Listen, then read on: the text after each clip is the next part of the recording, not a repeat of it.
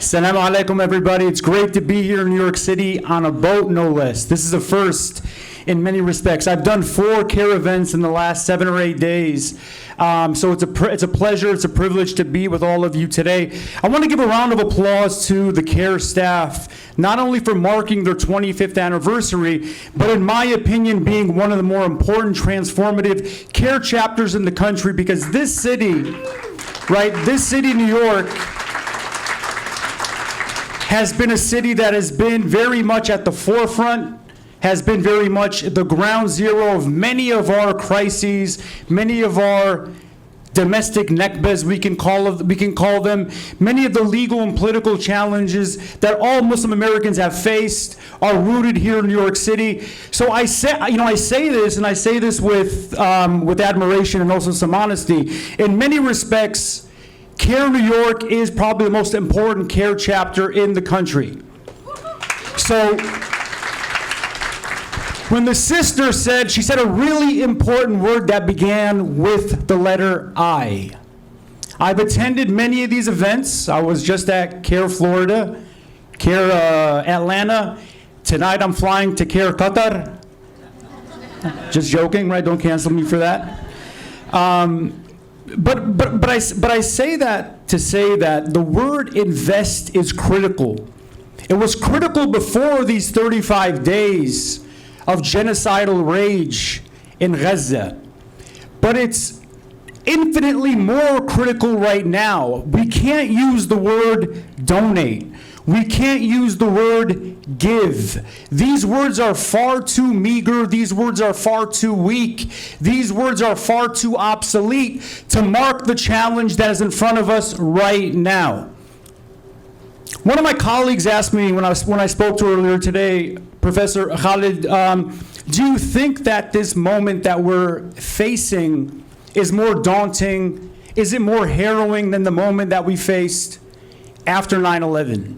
And I'm sure you guys have heard this question over the course of these last several weeks. Is this current moment where Gaza is being decimated and destroyed by genocide,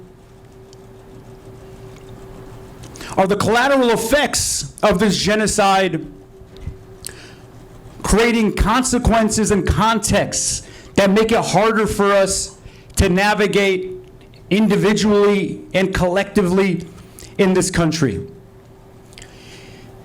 And the sobering news is, I think it is. I think it is for a range of reasons, but I'm going to lay out 2 reasons as to why that is.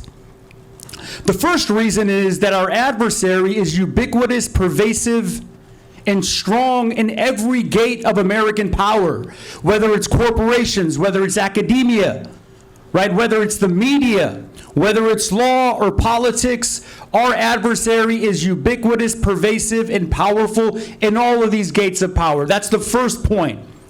The second point is the challenge before us that ties to what the sister said with regard to the word invest. And it ties to the first point. One thing our adversary has done very effectively is to nurture institutions, to cultivate and curate really powerful, influential, if not hegemonic institutions that shape every gate, every hall of American power. So when she says invest, it's critical that we invest again and again in Cair. And Cair is not only the paramount, the preeminent Muslim American civil rights organization. In my opinion, given the challenge that we face right now, you can make the argument that it's the #1 preeminent civil rights organization in this country, because the fierce crackdown on Muslim Americans is going to be acute, it's going to be harsh, and it's going to be sharp. So I want to echo those words. Use this as an opportunity, a privilege to invest in young people like the sister who spoke to me today. Her words are really powerful because these very words, these very mouths, that courage that she embodied when she stood before me on this stage is specifically the kind of courage this monolith, this power wants to censor. It's specifically the kind of courage that this monolith wants to derail. They don't want to see the sister become an attorney. It's specifically the kind of courage and fearlessness that this monolith wants to undermine before it evolves to the point that it deserves to evolve to. So we have to invest in institutions like Cair New York, to not only safeguard young sisters like this, but to empower them and to activate them and to give them a civil rights home where they can not only prosper, but evolve to their full potential. So I'm going to be frank with you, right? Before I got here, I tried to sit down and write a speech. It's been really hard for me to be able to kind of put pen to paper, to, kind of drip words from my mouth or my pen in a sort of cogent, constructed, like 10 to 15 minute linear fashion. I've failed to do that. Over the course of these last 2 weeks, I've been unable to sit down and write a speech. So what I'm essentially doing right now is freestyling, right? I'm freestyling, and inshallah it sounds good. But what I want to do is tie in sort of a series of stories that inshallah, God willing, come together in a very sort of harmonized way. The first story I want to start off with is my childhood, right? I grew up for 3 years of my childhood in the city of Beirut, in the 1980s. And if anybody knows anything about the city of Beirut in the 1980s, this was a city that was being pummeled by the very same military that is pummeling Gaza right now. I vividly recall the sound of Israeli jets flying atop my family's building, and I knew what that meant. I knew what that sound meant. I knew what it foreshadowed. Minutes later would usher in, perhaps, to me, my sister, my younger brother Muhammad, my father, my mother, my neighbors. I vividly remember the sound of sirens as they rang across the city, our neighborhood, and what those sirens meant. I vividly remember the images of young children walking the streets of Beirut without limbs. I vividly remember elders, right? Old men who lost their legs tying their torso to skateboards so they can make their way around the city of Beirut. That was their mode of transportation. So when I was sitting down in that chair, I wanted to sort of come up with a title. Like, what would I call this speech? What name would I give to the talk that I'm giving right now before all of you guys? And the title that came to me was that genocide is a domestic phenomenon. Genocide is a domestic phenomenon. It is not international. It is not transnational. It is not foreign. It is domestic. It's domestic in a range of ways, and I'm going to spell out why it's domestic in a series of profound ways. Many of us come from countries that are war-torn. Many of us have fled ethnic cleansing. Many of us have fled genocide. So when we're sitting in front of the television or scrolling through the timeline, incessantly consuming these video images of children with chopped heads or mothers with charred bodies because white phosphorus was dropped on them. One image that really, I saw it yesterday, it really shook me. It was perhaps the most sort of debilitating image I saw throughout these 35 days of the pummeling of Gaza. I saw this, you guys might have saw it, and I wrote about it actually on Instagram. This 90-year-old woman, this woman who was entirely dignified, right? She looked like our grandmother. For some of us who are older, she looked like our mother, right? With two men on either side of her body, walking south and walking south, walking south, walking south, until she crossed the border and transitioned from a native of Gaza, in an instant became a stateless refugee, right? The look on her face, her brow, right? Those wrinkles across her forehead, signifying wisdom, right? Signifying experience, signifying a life of infinite tragedy in between two Nakbas. She was there in 48. And she was again there in 2023. That image shook me, and it reminded me in many respects, as a consequence of being a child of war. 5 more minutes. Okay, one thing you don't want to do is give a professor a microphone. They might not give it back to you.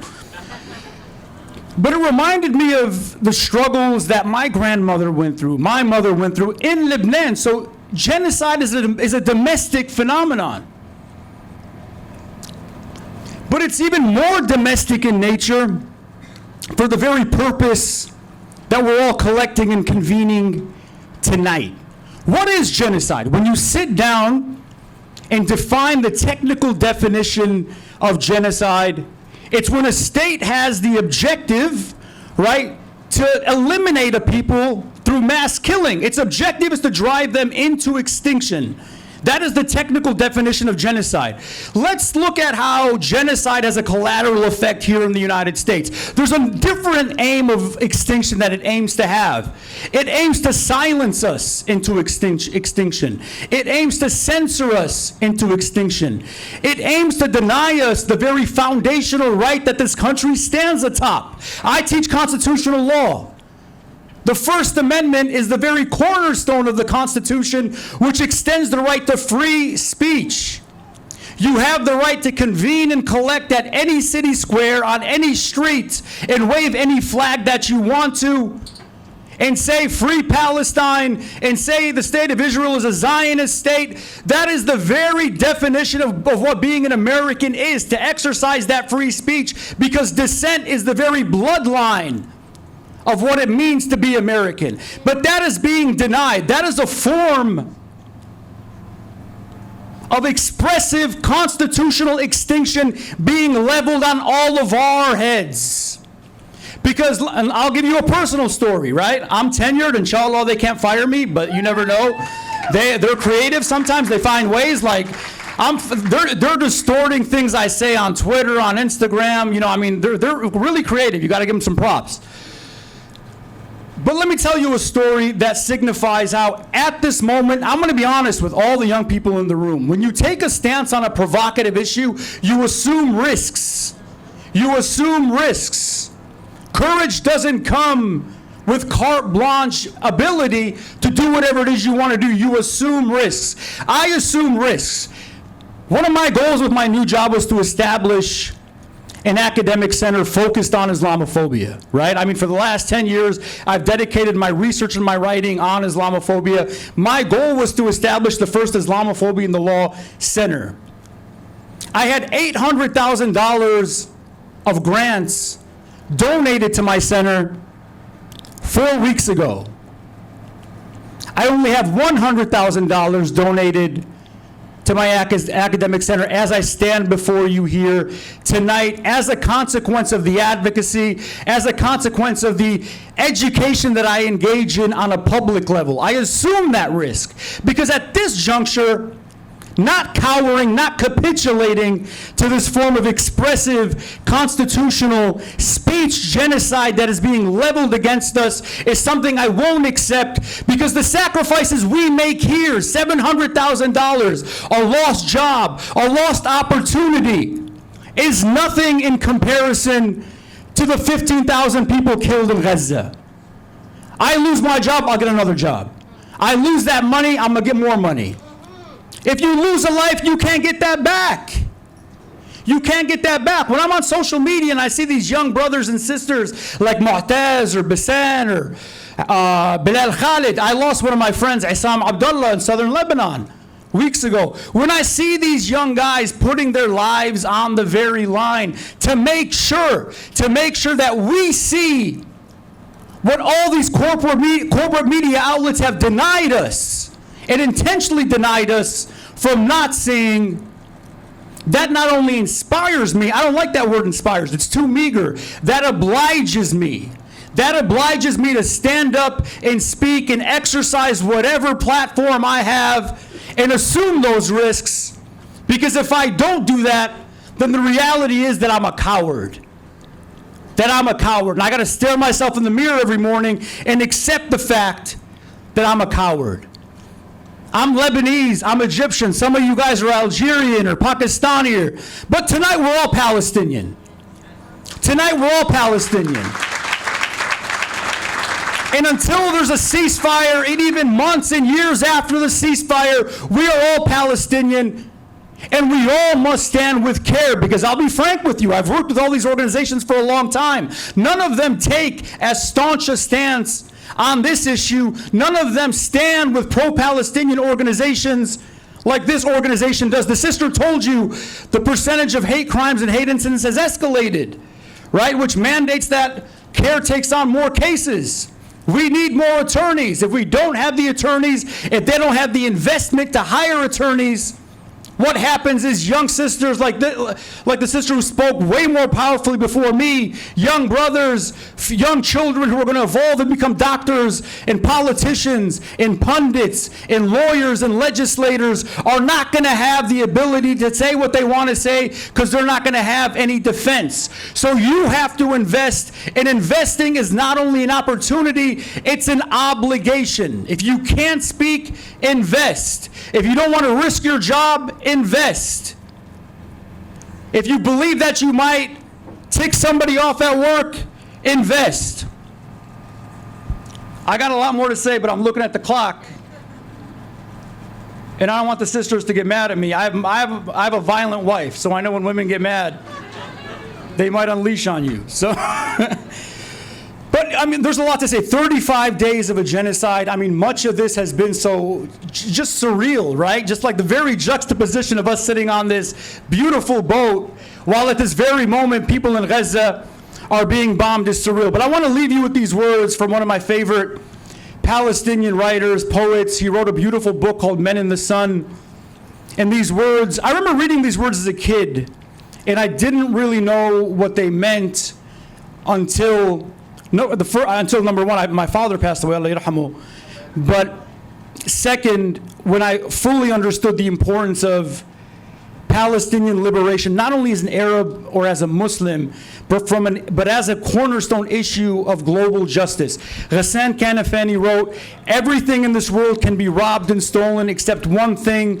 This one thing is the love that emanates from a human being towards a solid commitment to a conviction or cause." Thank you. Assalamu alaikum.